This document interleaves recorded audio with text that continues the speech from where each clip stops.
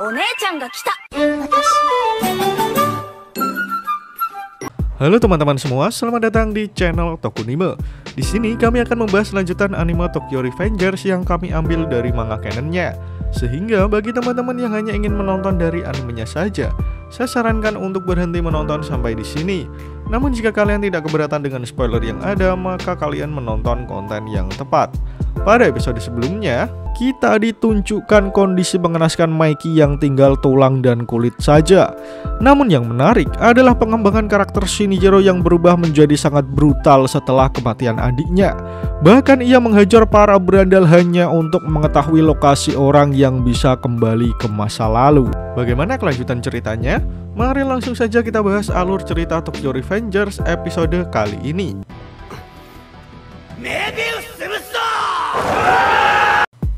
Panel pertama kita ditunjukkan Shinichiro yang sedang bertemu dengan seseorang di bawah jembatan.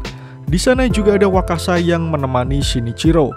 Ternyata di sana Shinichiro sedang menemui pelompat waktu yang diceritakan pemuda jamet sebelumnya di bar.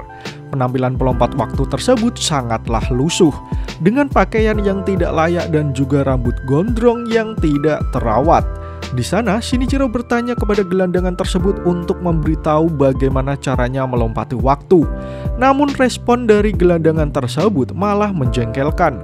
Dia hanya tertawa cekikikan setelah mendengar pertanyaan Shinichiro. Dia tertawa dengan memasang ekspresi yang menjengkelkan.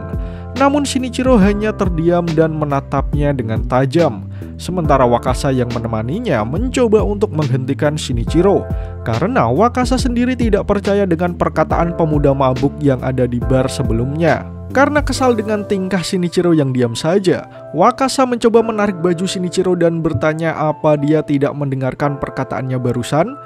Namun Shinichiro malah membentak Wakasa dan menyuruhnya untuk diam saja. Merasa Shinichiro sudah tidak bisa diajak kompromi, Wakasa lalu membalikkan badannya dan pulang meninggalkan Shinichiro sendirian dengan gelandangan tersebut. Di sana Shinichiro mencoba mengajak bicara gelandangan gondrong lagi. "Hei, apa kau mendengarku?"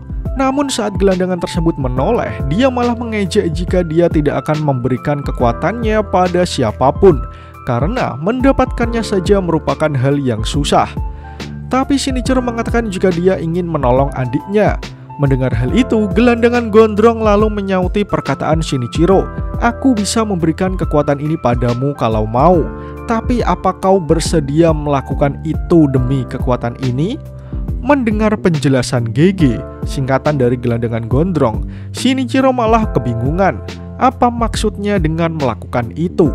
Tapi GG malah tertawa dan menganggap jika Shinichiro itu merupakan manusia bodoh. Kemudian ia berjalan meninggalkan Shinichiro sendirian yang masih terpaku tak mengerti apa yang dimaksud dengan itu. Kemudian kita dijelaskan apa yang dimaksud melakukan itu. Di sana, GG menceritakan asal mula kekuatannya kepada Shinichiro.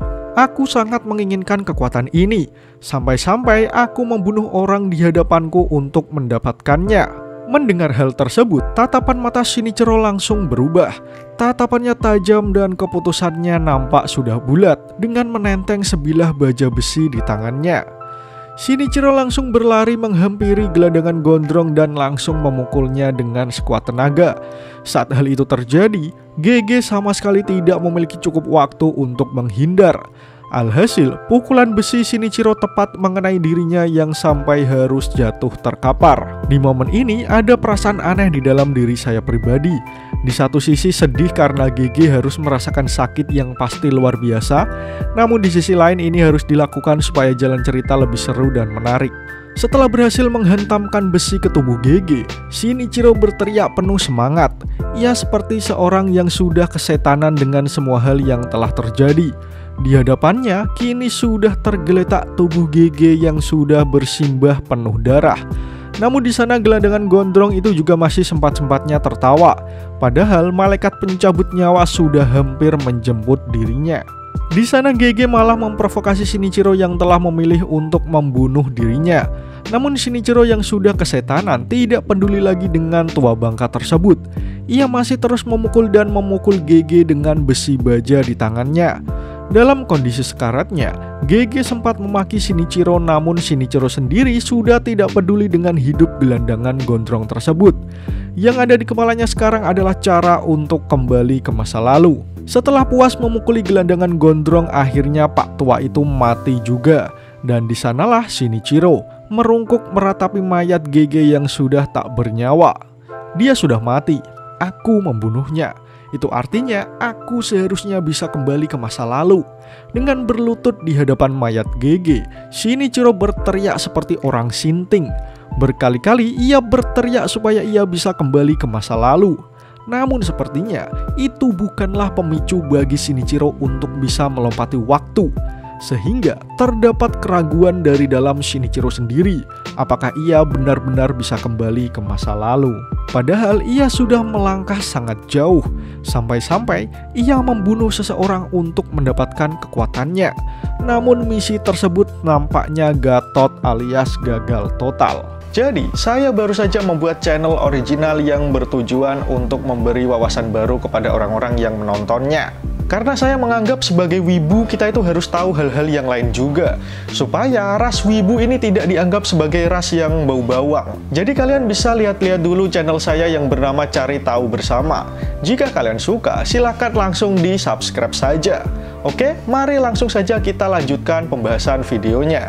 Panel kemudian beralih pada tanggal 30 Juli. Di sana terlihat Haruchio yang sedang pamit kepada Baji jika dia ingin ke tempat Shinichiro. Baji pun bertanya memangnya ada urusan apa. Tetapi Haruchio hanya menjawab jika dia hanya sedikit khawatir dengan kondisi Shinichiro. Tak lama kemudian Haruchio berjalan di dekat aliran sungai yang saat itu juga cuacanya sedang hujan. Nampak dari atas jembatan, Haruchio melihat pemandangan yang sangat mengerikan. Ia melihat Shinichiro sudah berdiri di atas pembatas jembatan dan sepertinya berencana untuk melompat dari sana. Sontak Haruchio langsung berlari untuk mencegah Shinichiro melakukan hal konyol seperti itu. Di bawah derasnya air hujan, Haruchio mencoba memanggil Shinichiro supaya ia tersadar dengan apa yang dia lakukan. "Shinichiro, apa yang sedang kau lakukan?" Haruchio berteriak dengan nafas terengah-engah karena ia juga berlari secepat mungkin. Kemudian Shinichiro menoleh dengan ekspresi yang nampak tidak punya semangat hidup sama sekali. "Oh, rupanya kau Haruchio." Ia mengatakan hal tersebut dengan lirih dan tidak bersemangat. Kemudian Shinichiro melanjutkan perkataannya, "Arus berlumpur ini harusnya akan membuatku mati." Mendengar perkataan Shinichiro membuat Haruchio sangat khawatir. "Bicaramu sangat tidak masuk akal, cepat turun dari sana." Haruchio mencoba membujuk Shinichiro supaya tidak melakukan hal nekat. Namun sepertinya Shinichiro sangat terpukul dengan kondisi hidupnya saat ini. Kemudian ia berkata jika hari ini adalah hari di mana insiden yang merenggut hidup Maiki terjadi. Dengan air mata yang sudah tercampur dengan air hujan, Shinichiro berkata jika ia ingin kembali pada hari itu. Pandangan Shinichiro nampak sudah pasrah dengan tidak adanya semangat untuk hidup lagi. Dan sedetik kemudian, Shinichiro menjatuhkan dirinya ke aliran sungai yang mengalir sangat deras. Haruchio yang melihat kejadian tersebut hanya bisa berteriak memanggil nama Shinichiro karena ia sudah gagal membujuk Shinichiro untuk turun dari sana. Dalam posisi sebelum terseret arus sungai, Shinichiro sudah pasrah dengan apa yang akan terjadi pada dirinya. Ia membiarkan tubuhnya terseret arus sungai berlumpur yang pada hari itu disertai hujan yang sangat lebat. Shinichiro sudah pasrah dan bersiap untuk menghadapi kematiannya. "Akhirnya aku bisa tenang." Kalimat itulah yang pertama kali muncul pada pikiran Shinichiro setelah tercebur di dalam aliran sungai. Tubuhnya tenggelam mengikuti arus sungai yang mengalir deras.